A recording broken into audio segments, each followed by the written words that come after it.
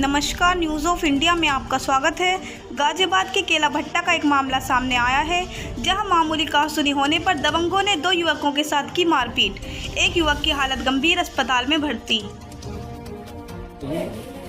और ये 29 तारीख की रात को 7-7:30 बजे मेरे पास कॉल पहुंचता है। मैं अपनी दुकान पे काम कर रहा था कि मेरी वाइफ का कि मेरे दोनों देवरों को बहुत बुरी तरीके से मारा गया है।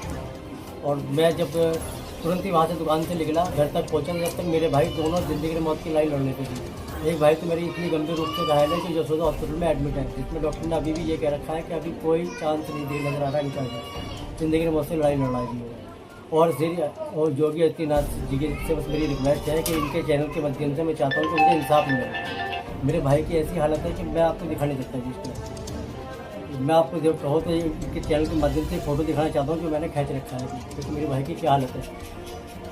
सिर में नलकी लगी हुई है, दोनों तरफ से ब्लड निकल रहा है, ब्लड इतनी तरह से सिर में जम चुका है। मैं इस घर की बड़ी बहू हूँ। मेरे दोनों देवर को मार पिटाई की गई है।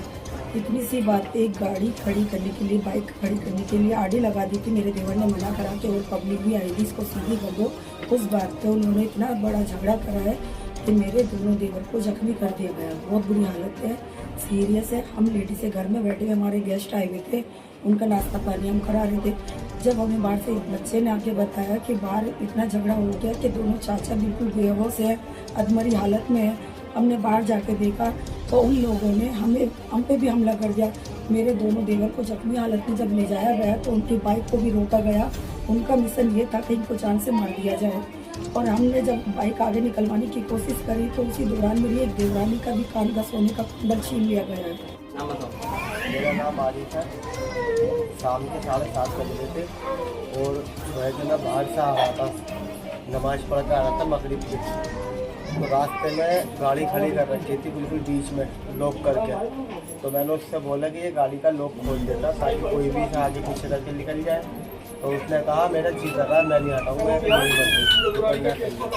तो इस बात को लेकर थोड़ी सी हमारी तू मैम हो गई थी। तो गली के जो हमारे बड़े हैं उन्होंने काम ख़त्म करवा दिया था, बातचीत ख़त्म करवा दिया, छोड़ो करके सब कुछ ख़त्म हो गई थी। हमारे माइंड में कुछ नहीं था ये क्या चाह रहे हैं क्या नहीं चाह रहे। इन्होंने बाहर जाके घरों में जाके फ़ोन करके लड़कों को इकट्ठा करा और अपने सभी साथियों को बुला लिया। हमें किसी भी तरीके का कुछ भी पता था नहीं कि क्या होने वाला है हमारे साथ। एकदम अचानक से लड़के आए और हमें पीछे से पकड़ा और भाड़े को लेकर, भाड़े से एक लड़का आया जो इनका दामाद है, उसने आके सिर में ताबड़तोड़ पटिया बजाई, जिससे कि हम वहीं ढेर हो गए। जब हम वहाँ पर ढेर हो गए तो हमें पता नहीं कौन अस्पताल ले गए। हमारे घर की जो भतीजे थे हमारे, वो अस्पताल ले गए। फिर जो बाहर के इन्होंने कुंडे बुलाए, वो हमारे घर की लेडीज़ों को उन्होंने हमला करा। वो तो उन्होंने कुंडी लगानी थी अंदर से, तो बाहर से पत्थर भाज रहे थे और इनको मारने की बहुत ज़्यादा जानलेवा कोशिश करी इनके। हमने कंप्लेंट करवाई, कंप्लेंट की हमारी कोई सुनवाई नहीं हो रही किसी भी तरीके से। पुलिस चौकी वहाँ सुबह भी 112 पे कॉल करके हम पहुँचे थे। जिसने हम पर हमला करा है वो आराम से बैठा हुआ लेटा हुआ है। पुलिस वाले कह रहे जाओ तुम्हारा काम हो गया। कुछ ऐसा नहीं हुआ, हमारी बात पे किसी पे भी कोई एक्शन नहीं लिया जा रहा, ना हमारी कोई सुनवाई हो रही। मेरा छोटा भाई की सीरियस हालत है, कोई हम इतने मालदार नहीं है, गरीब आदमी है।